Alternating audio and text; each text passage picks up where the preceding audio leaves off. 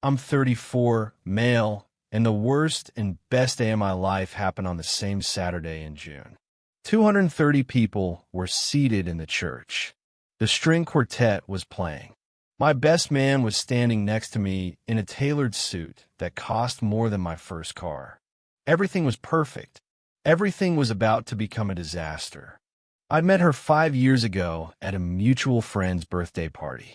She was brilliant, worked in data analytics, had opinions about everything from politics to pasta shapes, made me laugh until my face hurt.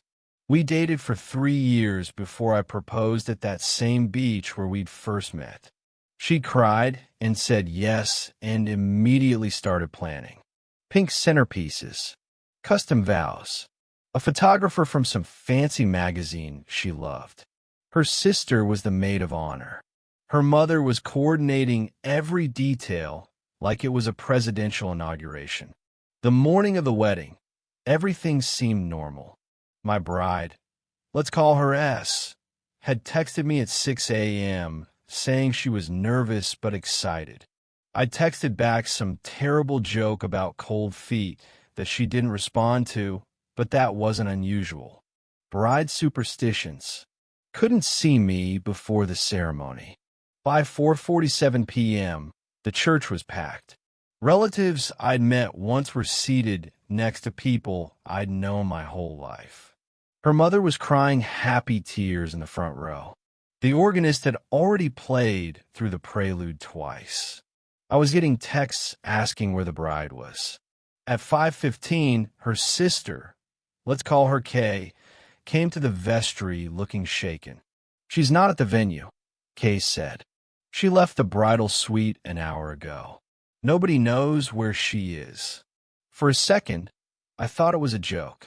Wedding jitters manifesting as a missing bride scenario. But Kay's face told me this was real. Did you call her? I asked, already knowing the answer.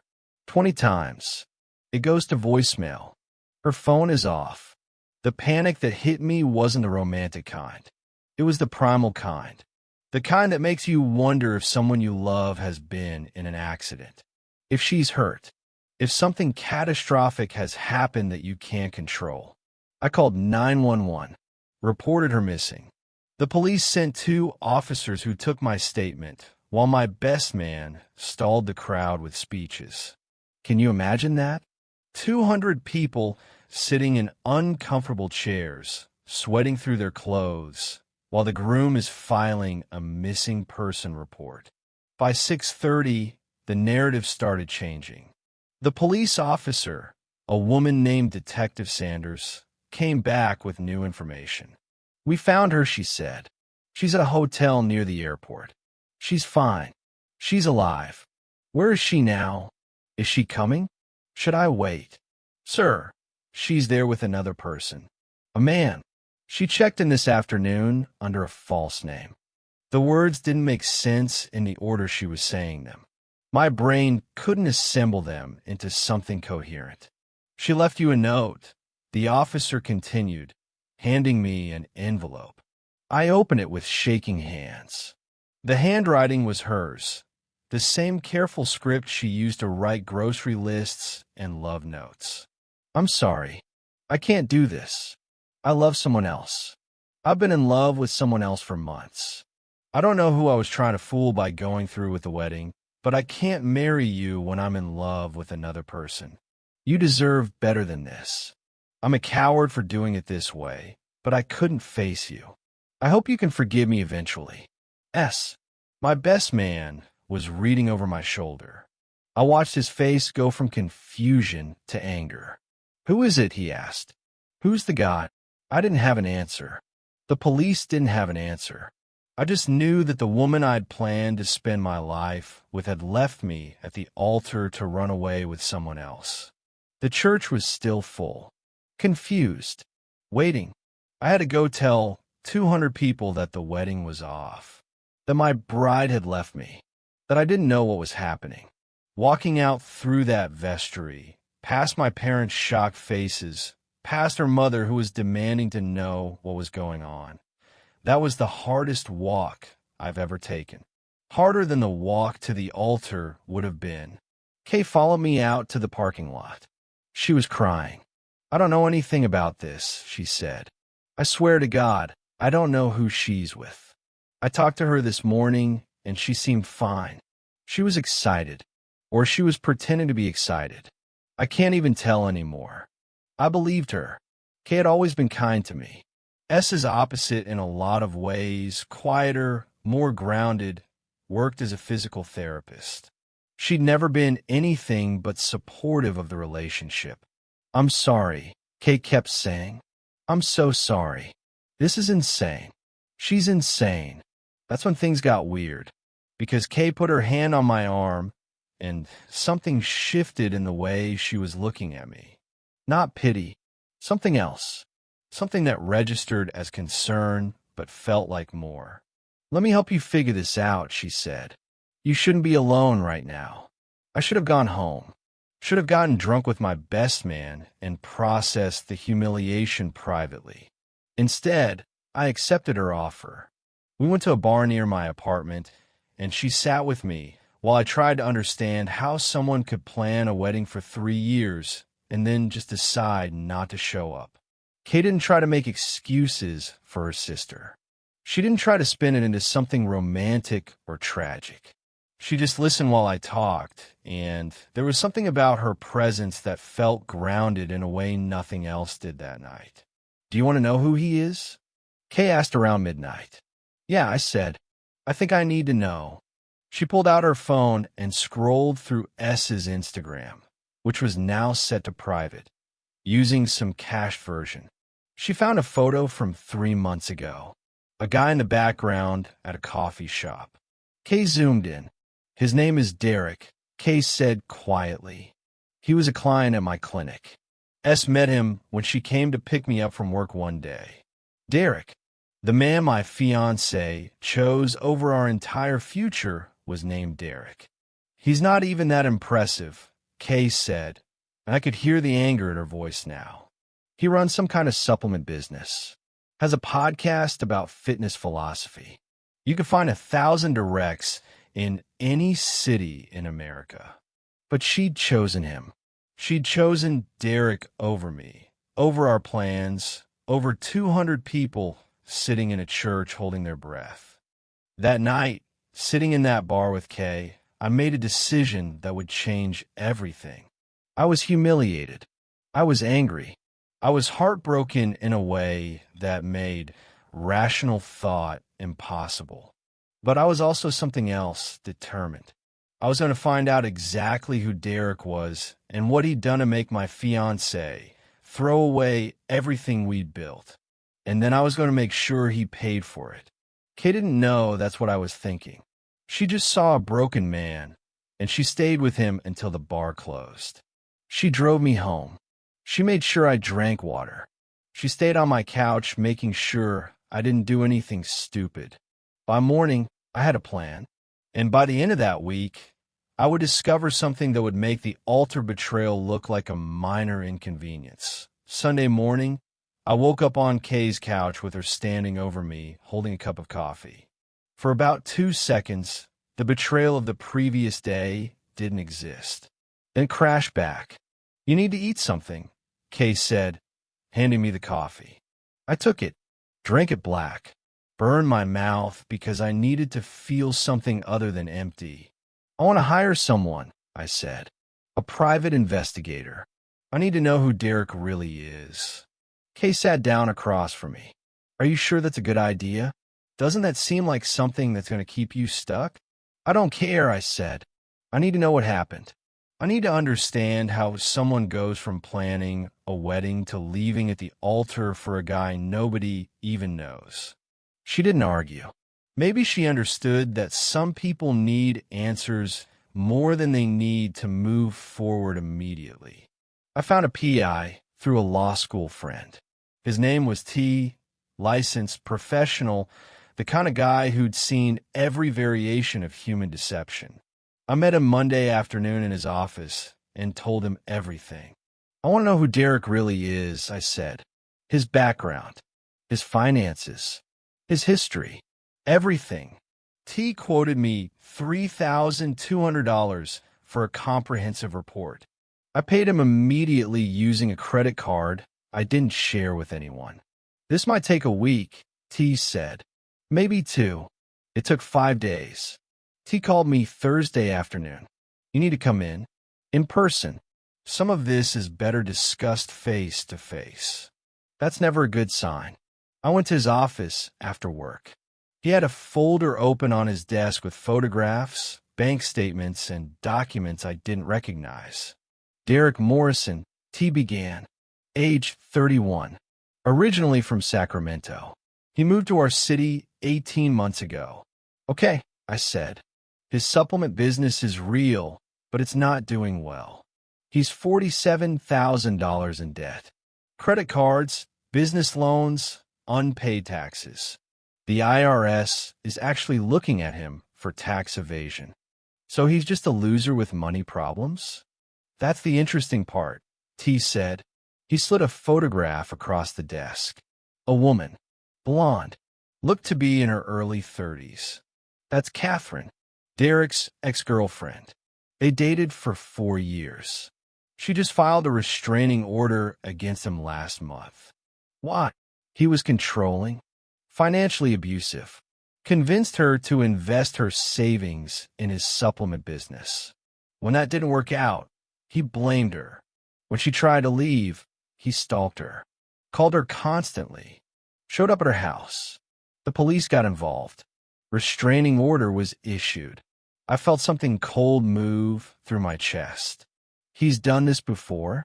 I asked. Looks like it. I found evidence of a previous relationship. Another woman. Similar pattern. She also ended up with a protective order.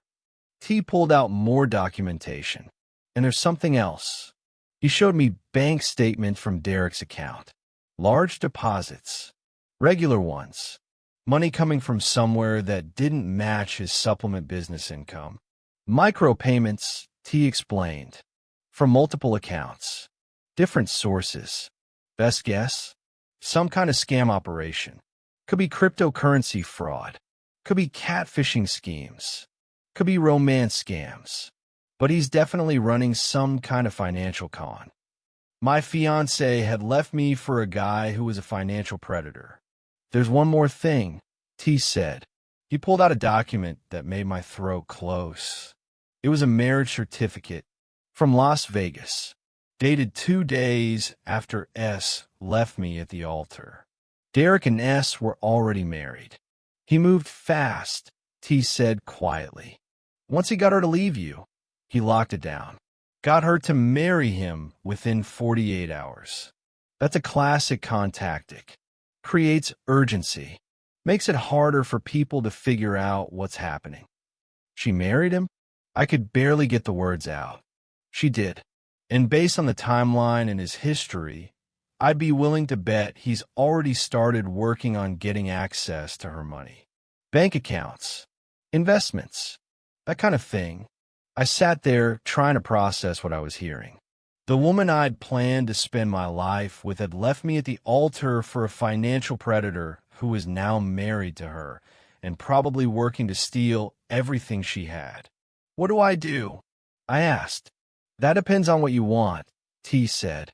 You could warn her. Show her the documentation. But she's unlikely to believe you. She's emotionally invested in him now. She married him. People don't want to believe they've been conned, especially not that quickly. So I just watch him destroy her. Not necessarily, T said. He leaned back in his chair. But if you're thinking about doing something about this, you need to be smart. This guy is already being investigated by the IRS. He has multiple protective orders against him. He's got a pattern of predatory behavior. Law enforcement is probably going to catch up with him eventually. Eventually isn't fast enough, I said. Then you need to think about what you actually want, T said. Revenge on Derek? Warning to S? Justice? Those are 3 different things, and they lead to 3 different paths. I left his office with copies of all the documentation. My phone was already buzzing. A text from Kay asking if I wanted to grab dinner. I called her instead. I need to talk to you, I said. In person. Tonight. We met at a restaurant near my apartment. I laid out everything T had found. Derek's debt, his history of predatory behavior, the restraining orders, the marriage certificate, the evidence of financial fraud. Kay's face went pale. Oh my God, she said. She's married to him 2 days after she left the altar. They got married in Vegas while I was still figuring out how to call off the wedding. Has she told my parents? I don't know. Probably not. Not yet anyway. Kay was quiet for a long moment. Then, she's going to lose everything. When he figures out what she has, when he gets control of her accounts, she's going to lose everything. I know. We have to tell her, Kay said. We have to make her understand what he's doing. She won't believe me. I'm the guy she left at the altar. Anything I say is going to look like revenge. Then I'll tell her, Kay said. She'll believe me. Kay called her sister the next day. From what I heard later, S didn't take it well. She accused Kay of being jealous, of trying to sabotage her happiness, of being threatened by her relationship with Derek. Within 2 hours, Kay sent me a text. She hung up on me. Says Derek has been helping her see how toxic our family is. Says he's opening her eyes. I don't think she believes any of it. That's when I understood something fundamental. S wasn't a victim who could be warned. She was a victim who'd been successfully conditioned. Derek had already done his work. He'd isolated her, made her distrust the people closest to her, positioned himself as the only person who truly understood her. Getting her to see the truth wasn't going to be possible. But stopping Derek was. I called T back. I want to know everything. Every criminal investigation. Every creditor. Every person he's wronged. I want a complete picture. What are you planning? T asked. I don't know yet, I said. But I want options. T sent me an updated report 2 days later. Derek had 12 creditors actively pursuing him for unpaid debts. The IRS was investigating him for tax evasion on potentially $200,000 in unreported income. There were 3 different women with protective orders against him. One of them had filed a police report for theft. She claimed Derek had taken jewelry and cash from her apartment. He was a predator with a documented history, and he was about to drain my former fiancé's entire net worth. That's when I realized something. Kay was still texting me, checking in, making sure I was okay, staying involved in my life in a way that went beyond sisterly sympathy. One night, she came over to my apartment. We ordered pizza. We talked about something other than Derek or S for the first time since the altar. We laughed about something stupid on television, and I realized that I was looking at her differently. Not as my ex-fiancé's sister, as someone who'd stood by me when everything fell apart, someone who'd tried to warn her own sister and gotten shut down for it, someone who'd been through this catastrophe with me. I'm going to stop him, I said suddenly. Kay looked at me. How? I don't know yet, but he's not going to get away with this. Not with my ex. Not with anyone. Be careful, Kay said. People like that are dangerous. People like that are predictable, I said. And I had a plan forming. One that would take time. One that would require patience. But one that would ensure Derek faced consequences for every single life he destroyed. I just didn't know yet how perfectly it would unfold that I spent the next month putting pieces together. Not for revenge, for justice. There's a difference, and I had to keep reminding myself of that every time I felt the anger trying to take over. I contacted the police officer who'd handled Catherine's restraining order. Her name was Officer Luna. I met her at the precinct and showed her everything T had compiled.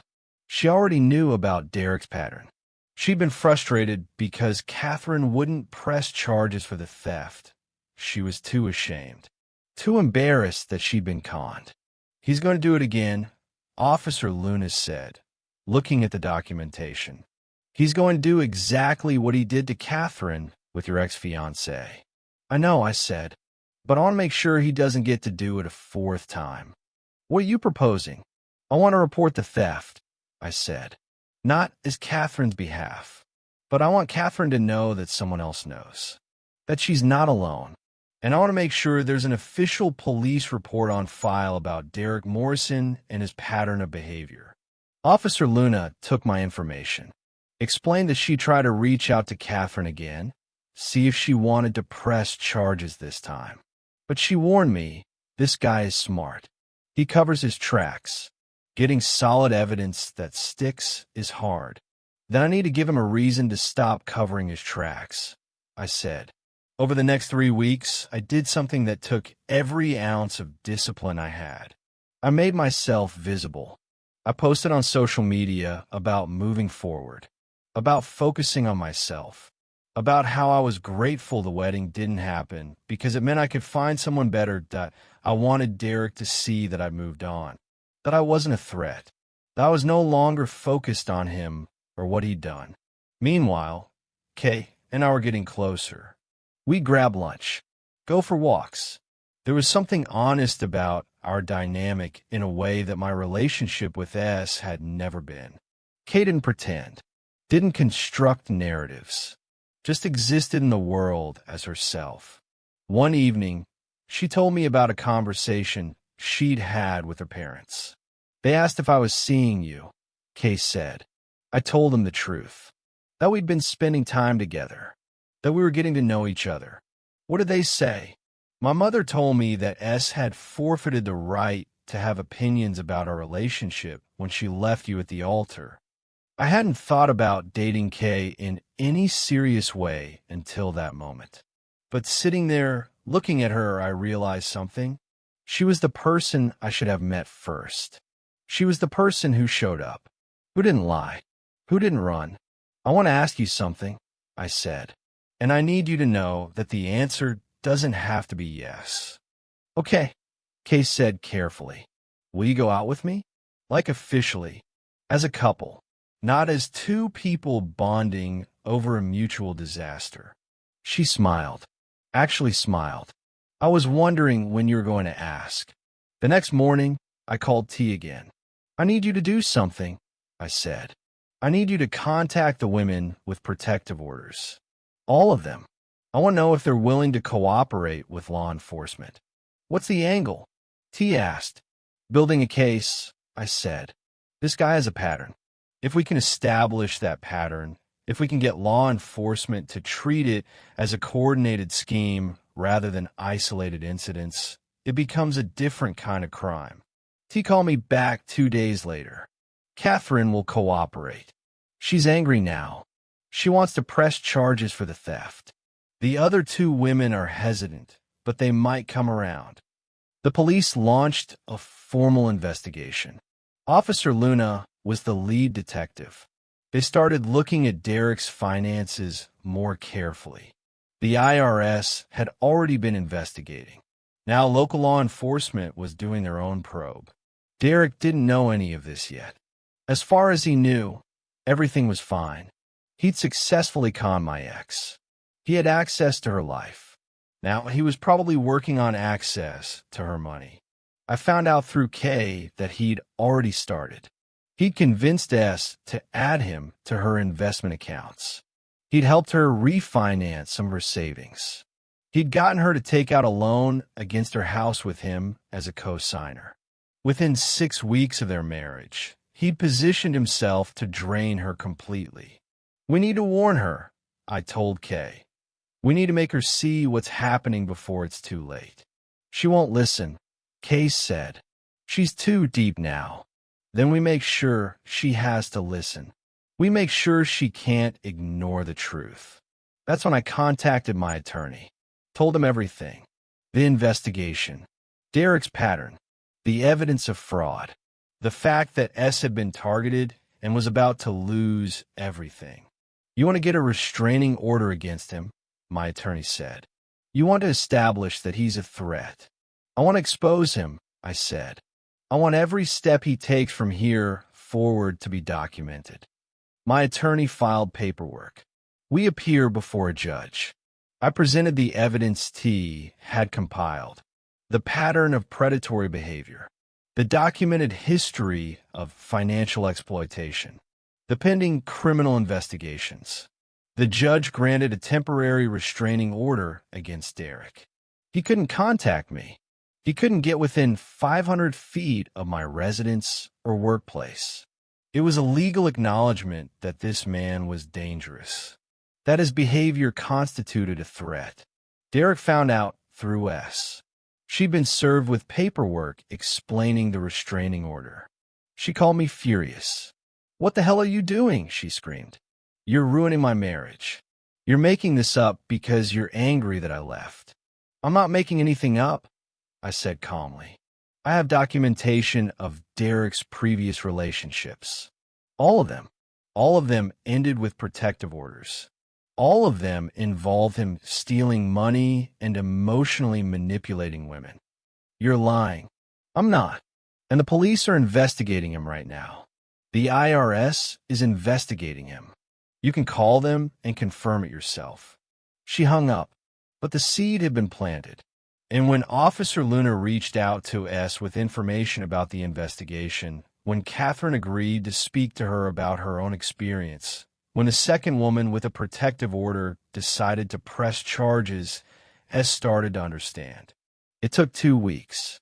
2 weeks of Derek's behavior changing, of him becoming angry, demanding, controlling, of him showing her his true nature once he realized the authorities were closing in. By week 3, S moved out, filed for divorce, submitted a statement to law enforcement describing his financial manipulation and emotional abuse. Derek was arrested for theft, for fraud, for violating the terms of his previous restraining orders. The IRS pressed charges for tax evasion. Suddenly, all 3 women had cases they were willing to cooperate on. The pattern became undeniable. The prosecution offered him a deal.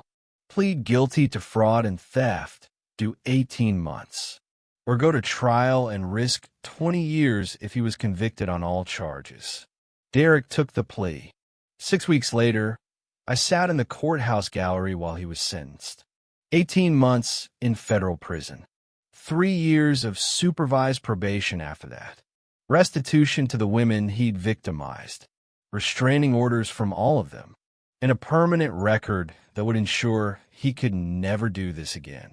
S was sitting 3 rows away from me. She looked devastated. She looked broken. She looked like someone who'd lost everything trying to run away from a life she thought she didn't want. The judge read the facts of the case. The pattern of predatory behavior. The financial exploitation. The emotional manipulation. Then he looked at Derek and said something I'll never forget. "You have demonstrated a complete disregard for the well-being of others. You have systematically targeted vulnerable women and extracted resources and dignity from them. You showed no remorse until you were caught. You are a predator, and you will serve your sentence knowing that your actions have consequences." Derek's hands were shaking when they led him away. Kay was sitting next to me in the gallery. She reached over and squeezed my hand. Afterward, I gave a statement to the press. I explained the pattern, explained what I'd found, explained how law enforcement had come together to stop someone who was destroying lives. I didn't mention S by name, didn't publicly humiliate her further than she'd already humiliated herself. But I made sure everyone understood that Derek Morrison was a predator, that his pattern was documented, that he'd been stopped. That night, Kay and I celebrated quietly. We didn't go to a bar or throw a party. We went home. I cooked dinner. We sat on my couch and didn't talk about Derek or S or any of it. We just existed in the space we'd built together. A space built on honesty instead of lies. a space where no one was going to run away at the altar because we were actually showing up for each other. And that, I realized, was the real revenge. Not exposing Derek, not seeing him convicted. It was building something real with someone who deserved me. Something that would have been impossible if S hadn't left me that day in June. Sometimes the worst things that happen to you create the space for the best things to emerge. Sometimes getting left at the altar leads you to someone better. 3 months after Derek's sentencing, I was serving as a consultant to the police department. Not officially, but Officer Luna had asked me to help identify patterns in financial crimes targeting vulnerable people. The work was meaningful in a way I hadn't expected. Helping other people avoid what S went through felt like converting the worst experience of my life into something useful. S reached out to me once, 6 months after the sentencing. She was in therapy. She'd rebuilt some semblance of her life. She'd moved back with her parents. She was working part-time as a contractor. She'd started the process of understanding how she'd been manipulated. The letter she sent was handwritten, 3 pages. She didn't ask for forgiveness, didn't try to justify what she'd done, just acknowledged that she'd betrayed me, that she'd made a catastrophic decision based on emotions she'd mistaken for love, that she'd learned very hard that reality doesn't care about the narratives we construct. I can't ask you to forgive me, she'd written, but I wanted you to know that the consequences of my actions have taught me everything I needed to understand about myself. I hurt you. I hurt my family. I hurt myself most of all. I'm trying to be better. I don't expect you to care. I didn't write back. I didn't need to. She was right that I didn't care. Not in a cruel way, but her pain, her recovery, her journey, none of it was my responsibility anymore. That's what I'd learned. You can't save people who don't want to be saved. You can't make people take responsibility for their choices. You can only focus on what you can control, which was my life, my future, the people I was building it with. Kay and I got engaged a year after the original wedding was supposed to happen. We went to the courthouse. Just us. 2 witnesses we paid from Craigslist. No church. No string quartet. No 200 people watching us make promises we couldn't break. Her parents were initially uncertain about the relationship, but they came around once they understood that Kay and I weren't running from something. We were running toward something. Toward each other. Toward honesty. Toward a relationship built on actual foundation instead of performance. My parents, after the initial shock, were supportive. They'd seen how broken I was after the altar. They could see how genuinely happy I was with Kay. We got married at City Hall on a Tuesday afternoon. Then we went to dinner with my best man and Kay's best friend. No drama, no spectacle, no runaway bride. Just real commitment, made in front of a judge, witnessed by people who actually loved us. 2 years after the original wedding, Derek was released on parole. He went to live in another state. His family had washed their hands of him. He had no job prospects, no financial resources, no network. He was essentially starting from zero, except with the permanent mark of conviction following him. The women he'd victimized reported back to Officer Luna that they were doing okay. Catherine had found a therapist who specialized in trauma from financial abuse. The second woman had started a support group for people who'd been targets of romance scams. The third woman was talking to law enforcement about other men who'd used similar predatory tactics. What Derek had intended as destruction became, through the actions of the women he'd harmed, a tool for helping others. That felt like a kind of justice that sentencing could never achieve. K, and I had moved into a larger house. We talked about kids.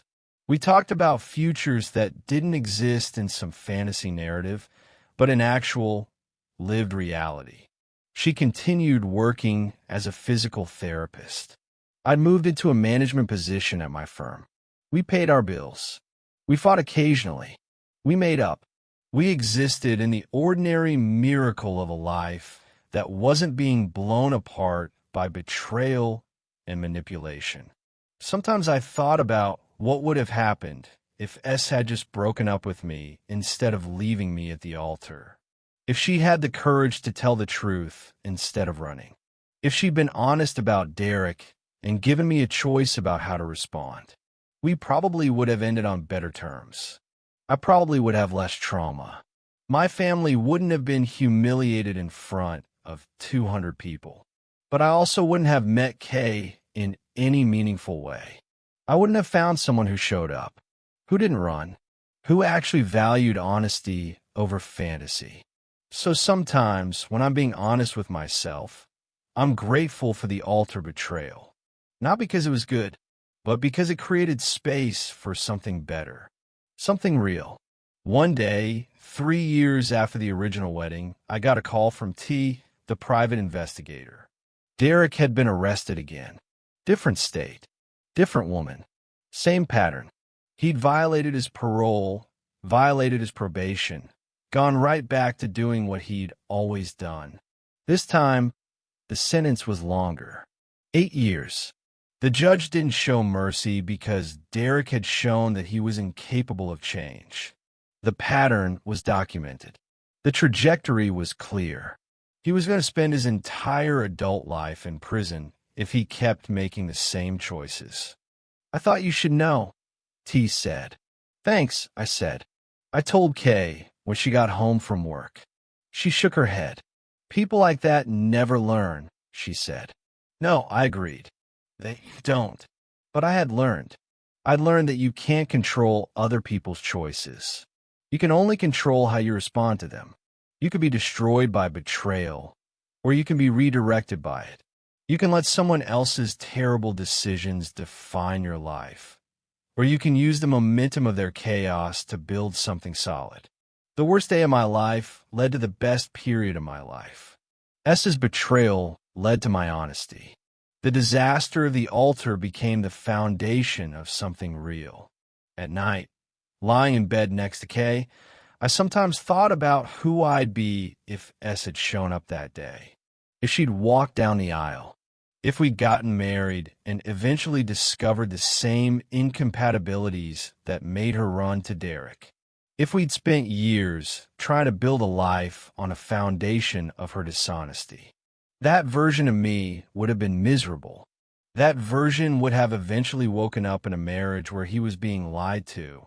And the damage would have been exponentially worse because we'd be bound by legal documents and entangled finances. Instead, I got out early. I got hurt, but I got out before the real damage could be done. And then I got to rebuild with someone who actually showed up. The wedding invitations went into a box that Kay and I eventually threw away. The deposits on the venues and the photographer and the catering company were lost. But the loss of money was a small price for the clarity I gained. S was still rebuilding her life when I last heard about her. She was in therapy. She was working. She was slowly understanding how she'd been conditioned to abandon reality for fantasy. She was becoming aware of her own complicity in her destruction. I hoped she'd learn from it.